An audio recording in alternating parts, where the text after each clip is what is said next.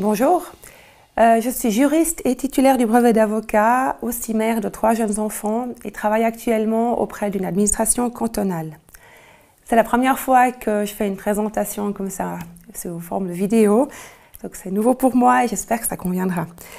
Je vais présenter mon métier de mon point de vue avec mes expériences d'une bonne dizaine d'années maintenant. Donc, et tout en respectant le temps imparti, donc forcément que ça va être très subjectif et incomplet. Mais je vais faire de mon mieux. Donc voici un peu la table des matières de ce que je comptais présenter aujourd'hui. On va commencer par la formation. Donc c'est une formation universitaire. En principe, environ 5 ans d'uni. On commence par un bachelor qui dure normalement 3 ans. Pendant lequel tous les blocs, enfin les cours sont imposés. Tout le monde doit suivre tous les cours de base, droit civil, droit des obligations, histoire du droit, droit public. Et en tout cas à Fribourg, les examens se font en fin d'année sur tous les blocs, avec 3 chances. Après, il y a le master qui dure 1 an et demi à 2 ans. Et là, contrairement au bachelor, on peut choisir la plupart des cours. Donc c'est plus sympa parce qu'on peut choisir les cours qui nous intéressent personnellement, éventuellement aussi selon les professeurs. Et aussi, si on a déjà à ce stade une idée de ce qu'on veut, où on veut exercer plus tard, on peut aussi orienter les cours. Donc en principe, le master est quand même plus agréable à suivre à ce niveau-là. On entend souvent que les études de droit, c'est difficile, mais que ça mène à tout. Alors le deuxième volet, ça mène à tout, j'en parlerai dans une prochaine slide. Je vais d'abord me pencher sur les études en tant que telles qui c'est vrai, sont difficiles, on ne va pas dire le contraire. C'est des études plutôt exigeantes, assez structurées. Rares sont les personnes, non, il y en a, mais rares sont les personnes qui s'intéressent à tous les domaines du droit. Donc voilà, il faut s'attendre à devoir étudier des domaines qui intéressent moins ou qui sont plus difficiles pour soi. En ce qui me concerne, par exemple, j'avais plus de peine avec les branches économiques et notamment le droit fiscal. Mais finalement, c'est bien qu'on doit faire tout et je suis d'ailleurs très contente d'avoir aussi dû devoir étudier ces branches que j'aimais moins. Ben, ça nous permet en fait d'avoir une vue large sur tout le système juridique et c'est bien ainsi. Après, il faut être prêt quand même à travailler de manière assez organisée et régulière. On entend souvent qu'il y a beaucoup d'apprentissage par cœur dans le droit. En tout cas, moi, je l'ai souvent entendu. Et c'est vrai qu'il y a du par cœur, par exemple dans un domaine comme l'histoire du droit ou le droit romain, mais dans les branches de droit qui sont, on va dire, utilisables vraiment aujourd'hui, c'est pas tant de par cœur finalement, c'est plutôt de bien comprendre les choses, les mécanismes et la logique au fond. Il y a une certaine sélection, pas de concours d'entrée, en tout cas pas pour l'instant. La sélection s'opère plutôt à la fin de la première année. Ouais, il y a toujours pas mal d'échecs. Mais c'est peut-être juste aussi parce qu'il y en a aussi qui commencent le droit en n'étant vraiment pas très intéressés, motivés, qui ne se donnent pas les moyens d'étudier correctement et voilà. Mais c'est bien aussi que ces personnes aient pu essayer pour constater que ça ne leur convenait pas. Une fois qu'on a terminé l'uni, on devient juriste. Donc ça, c'est un métier, hein, juriste. Après, on peut devenir encore avocat. Ce n'est pas une obligation, mais c'est vrai qu'il y a une assez grande pression dans ce milieu. Qu'est-ce qu'on a souvent entendu? Ah, il faut faire le brevet, il faut faire le brevet. Alors oui et non. C'est clair que d'avoir le brevet d'avocat est un grand avantage. Bien sûr, pour pouvoir exercer comme avocat au barreau, dans son étude, l'avocat qu'on imagine comme ça, quand on parle d'avocat, il y aura une présentation séparée du métier d'avocat, donc moi, j'en parle pas ici, mais j'insiste sur le fait qu'il y a beaucoup de juristes dont je fais partie, qui ont fait la formation d'avocat, donc on est titulaire du brevet d'avocat, sans exercer vraiment comme avocate, mais en exerçant comme juriste ailleurs en fait qu'en études. Et il y a sur pas mal d'annonces, la plupart quand même d'annonces pour les postes de juriste est indiqué de préférence avec brevet, voire brevet exigé.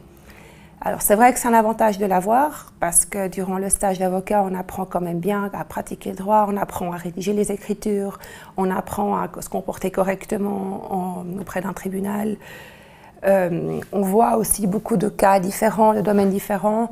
C'est clair que c'est un avantage de l'avoir fait. Après, je connais aussi un tas de juristes qui ne l'ont pas, soit parce qu'ils n'ont simplement pas voulu le faire, soit parce qu'ils ont tenté et abandonné ou échoué aux examens.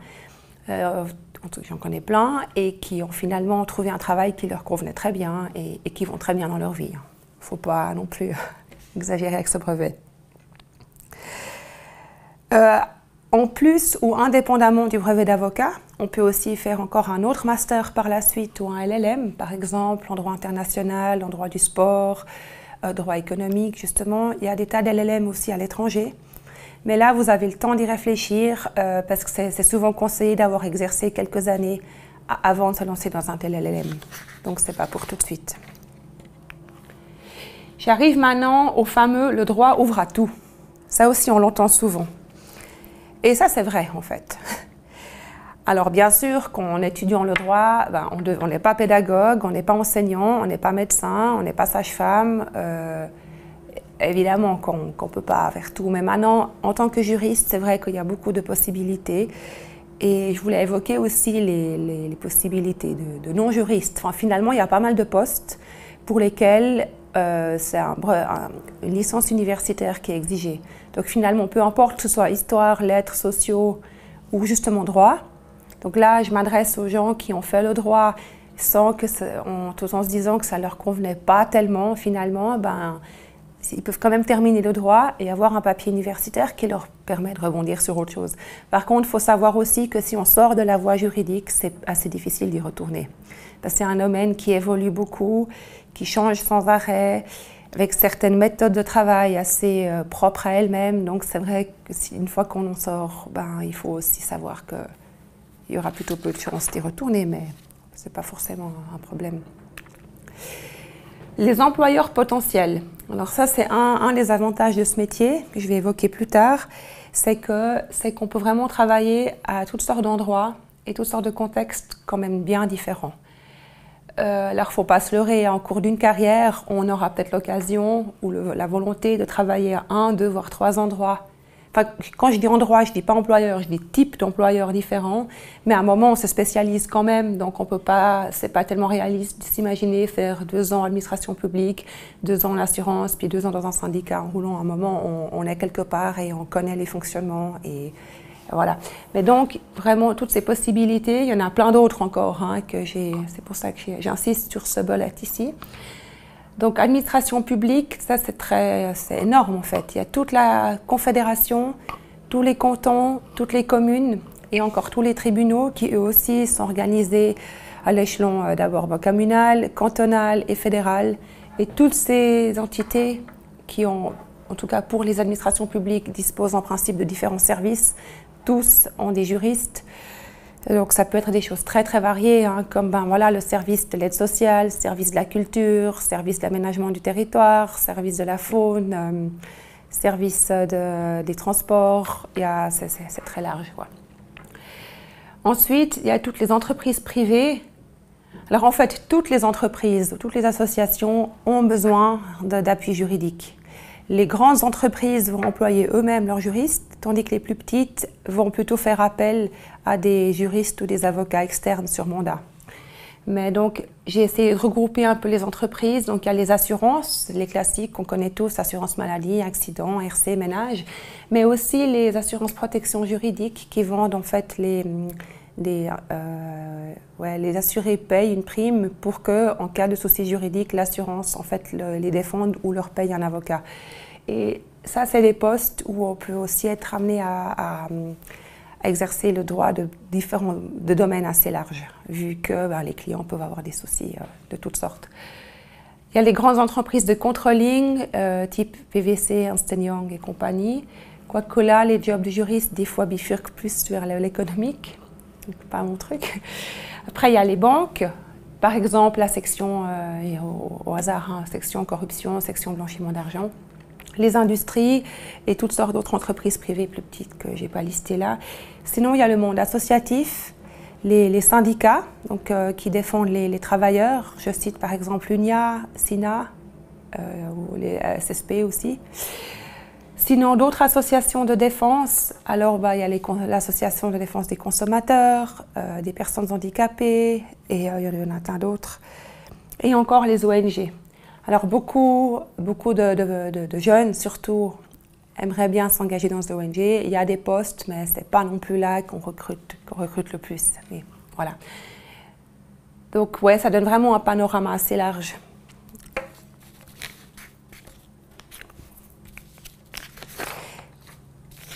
Les tâches. Alors finalement, où qu'on soit, les tâches, en tout cas de mon expérience, au niveau méta, comme ça, sont finalement assez similaires. Donc j'ai essayé de les regrouper ici. Conseil juridique, ça on en donne à longueur de journée. Hein. Où qu'on soit, les gens vous appellent parce qu'ils ont toutes sortes de des questions plus ou moins importantes ou plus ou moins délicates à vous poser. Il va de soi que vous travaillez pour la section blanchiment d'argent de l'UBS, enfin je parle d'idées qu'ils en ont une, j'en sais rien, ou que vous travaillez pour le service d'aide aux victimes de la vie, les conseils n'auront rien à voir, on est bien d'accord. Mais vous serez toujours vous serez toujours celui ou celle qui va dispenser des conseils juridiques, dire aux personnes, voilà, la loi a dit ça, la jurisprudence a dit ça, maintenant, dans votre cas, c'est plutôt comme ci, comme ça, et puis surtout, les gens attendent une réponse, oui ou non, je peux faire ça, ou je peux faire ça, ou qu'est-ce que vous conseillez. Un grand volet aussi, c'est la rédaction. On rédige des courriers, assez quotidiennement, des décisions, décisions surtout dans les administrations publiques. En privé, moins. Mais c'est donc des décisions pour finalement dire à un individu qui a par exemple demandé de l'aide, voilà, pour obtenir de l'aide, il faut ces conditions-là. Dans votre cas, vous remplissez ça et ça et ça, mais pas ce point-là. Donc vous aurez de l'aide, mais sous réserve de, par exemple. On rédige aussi beaucoup des recours. Donc des recours, c'est quand il s'agit de s'opposer à une décision ou bien de s'opposer à une décision de justice. Donc là, c'est vite des documents, des écrits, on appelle ça des écritures dans le jargon, qui peuvent vite faire une dizaine de pages. Et aussi, mais quand même dans une moindre mesure, des avis de droit. Donc avis de droit, c'est plus comme des conseils juridiques, mais mieux développés et structurés. Après, du fait que le juriste est vite amené à accompagner soit ses clients, soit pour défendre son employeur, on les accompagne aux tribunaux pour gérer les litiges. Alors d'une part, gérer les litiges qui sont justement déjà aux tribunaux, donc en procédure, mais d'autre part aussi les litiges avant qu'on arrive au tribunal et aussi souvent en espérant éviter le tribunal. Donc tout cet aspect gestion de litige et donc suivi de dossiers, que j'ai regroupé comme ça, ça c'est un volet important. Alors on a nos dossiers dans nos tiroirs et on en a toujours plusieurs en même temps.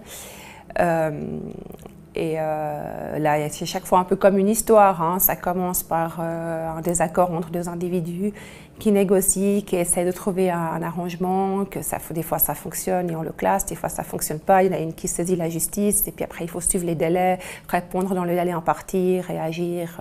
Et puis à un moment, l'histoire se clôt, soit dans le bon sens, soit dans pas le bon sens pour soi. Et on passe au prochain dossier. Enfin, tout ça en parallèle. On est aussi assez souvent amené à dispenser quelques formations, internes ou externes. C'est un peu ce que je fais aujourd'hui. Pour faire ça, il faut bien sûr, comme partout, certaines compétences. J'ai cette slide sur les compétences, la prochaine sur la personnalité. Donc là, j'insiste, c'est très subjectif. Hein. J'ai essayé de regrouper comme ça ce qui me semblait important. Il y a sans doute d'autres compétences, ou il y a peut-être d'autres gens qui penseraient que l'autre est plus important que peut-être que ce que j'ai mis là. Donc bon, bien sûr, il faut quand même bonnes compétences intellectuelles. Comme je l'ai dit avant, les études de droit sont quand même difficiles. Donc une fois qu'on les a réussies, c'est que notre tête fonctionne en général et on en a quand même besoin pour la suite. J'ai déjà évoqué avant qu'on était amené à beaucoup rédiger. Donc c'est clair que c'est vraiment un avantage d'être à l'aise en expression écrite. Alors je vous rassure, moi par exemple, j'étais pas spécial au top pour les dissertations à la Matu. Je m'en sortais, mais sans plus. Puis franchement, on apprend ça en fait, surtout pendant le brevet d'avocat. On rédige et on nous apprend en fait à rédiger d'une certaine manière qui peut sembler des fois un peu agressive pour des gens qui n'ont pas l'habitude. Mais voilà, donc ça s'apprend. Et voilà, c'est vrai qu'il y a un moment, il faut être quand même à l'aise parce qu'on fait ça tout le temps. L'expression orale aussi, bien sûr, est importante. On est amené à défendre des idées, à s'exprimer devant des gens. Alors, je ne donne peut-être pas le bon exemple aujourd'hui devant cette vidéo, mais sur le principe, disons qu'il faut savoir parler devant des personnes et avec des personnes. Compétences sociales à surtout pas sous-estimer, parce qu'on est quand même beaucoup en interaction avec d'autres personnes. Donc, c'est souvent des personnes qui n'ont pas le même avis, qui ne défendent pas la même position, qui peuvent être même d'un avis aussi personnellement, comme par exemple au niveau politique très différent, qui peuvent être aussi des fois très fâchés parce que justement ils sont dans un litige, ou très tristes ou déçus. Après, là je vous parle plutôt des clients qu'on peut être amené à voir. Maintenant, au sein d'une équipe, on est quand même pas mal seul aussi, donc il faut aussi être quelqu'un qui sait être seul. On travaille beaucoup en équipe, on voit des gens en bilatéral pour régler des litiges. Et puis tout ça, pour régler ces litiges, souvent, c'est pas seulement de rappeler le droit, c'est aussi de réussir à convaincre des gens de votre idée, de vos arguments. Et voilà, il faut avoir un certain feeling humain quand même. Comme je l'ai déjà évoqué aussi pour les études, c'est bien sûr un avantage d'être aussi bien organisé et systématique, parce que sinon on ne s'en sort pas, quoi. Si on n'a pas des méthodes de travail et qu'on n'arrive pas à prioriser les choses, c'est difficile. Bien sûr aussi être assez polyvalent, ça va avec le fait que les domaines et les dossiers sont très variés. Et bien sûr que celui qui a une bonne culture générale a vraiment un avantage. Ça aide toujours d'évoquer quelque chose qui est en lien avec l'actualité aussi pour défendre une cause.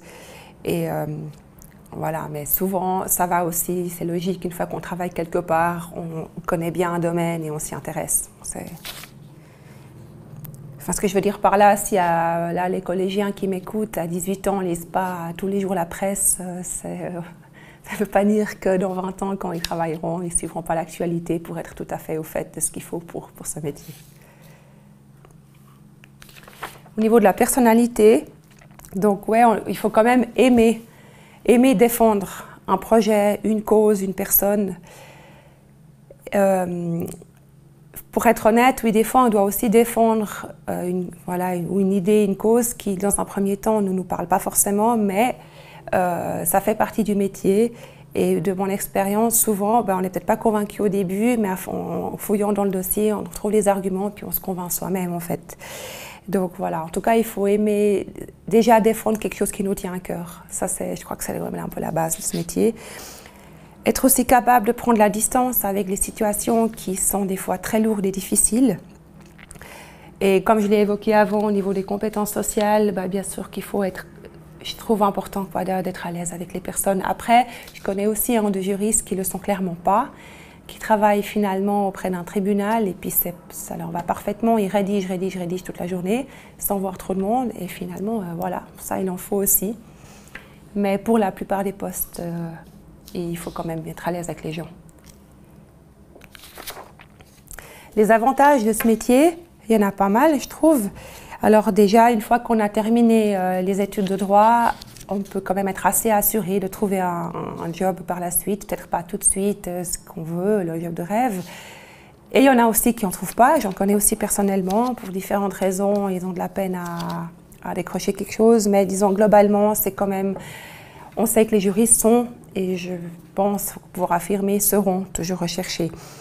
Et une fois qu'on a commencé, on peut aussi assez vite évoluer. En fait, par exemple, si on commence comme juriste dans un service, on commence par rédiger les décisions types. Peut-être qu'à plus tard, on peut devenir chef de service. Celui qui est greffier au tribunal pourrait avoir l'ambition de devenir juge.